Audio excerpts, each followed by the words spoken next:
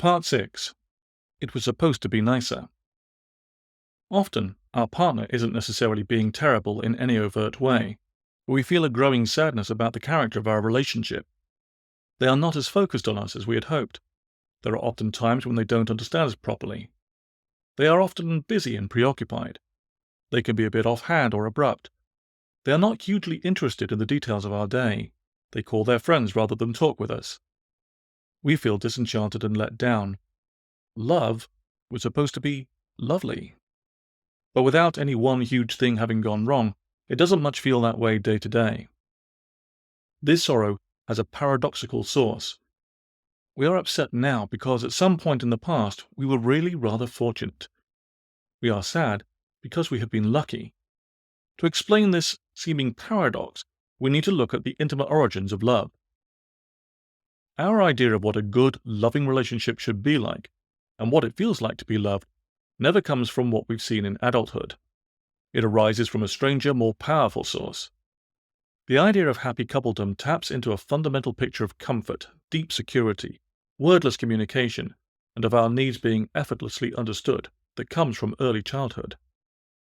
Some of the most popular pictures in the world show a mother tenderly holding a small child, with an expression of complete devotion and love on her face. Officially, these are pictures of one very specific and unusual child and of one very holy and good mother. But the religious background to the mother and child images isn't the key to their appeal. We are moved because we recognize a paradisiacal moment in our own personal story. We're being brought into semi-conscious contact with the delightful memory of how we were once cared for. At the best moments of childhood, if things went reasonably well, a loving parent offered us extraordinary satisfaction. They knew when we were hungry or tired, even though we couldn't explain. We did not need to strive. They made us feel completely safe. We were held peacefully, we were entertained and indulged. Even if we don't recall the explicit details, the experience of being cherished has made a profound impression on us. It has planted itself in our deep minds as the ideal template of what love should be. As adults, without really noticing, we continue to be enthralled to this notion of being loved, projecting the best experience of our early years onto our present relationships and finding them sorely wanting as a result, a comparison that is profoundly corrosive and unfair. The love we receive from a parent can never be a workable model for our later adult experience of love. The reason is fundamental. We were a baby then, we are an adult now, a dichotomy with several key ramifications. For a start, our needs were so much simpler then. We needed to be washed, amused, and put to bed. We didn't need someone to trawl intelligently through the troubled corners of our minds.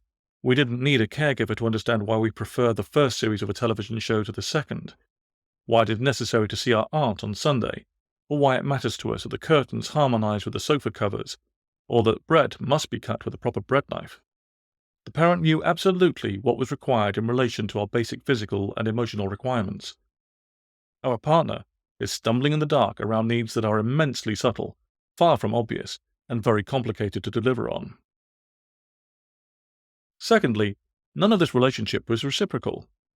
The parent was intensely focused on caring for us, but they knew and totally accepted that we wouldn't engage with their needs.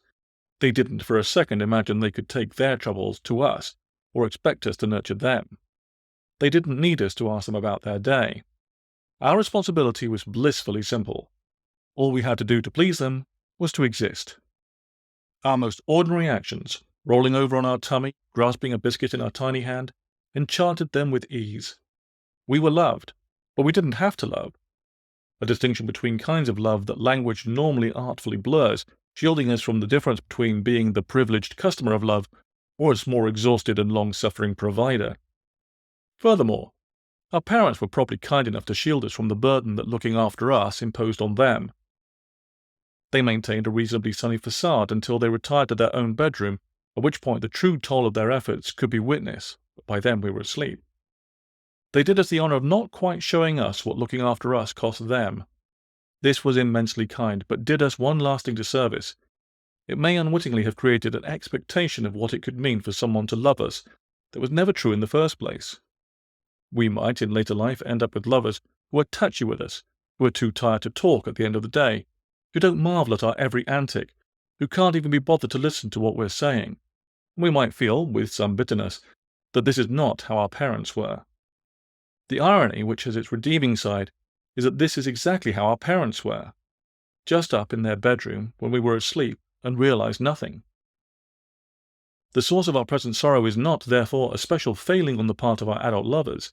They are neither tragically inept nor uniquely selfish. It is rather that we judge our adult experiences in the light of a very different kind of childhood love. We are sorrowful not because we have landed with the wrong person, but because we have, sadly, been forced to grow up.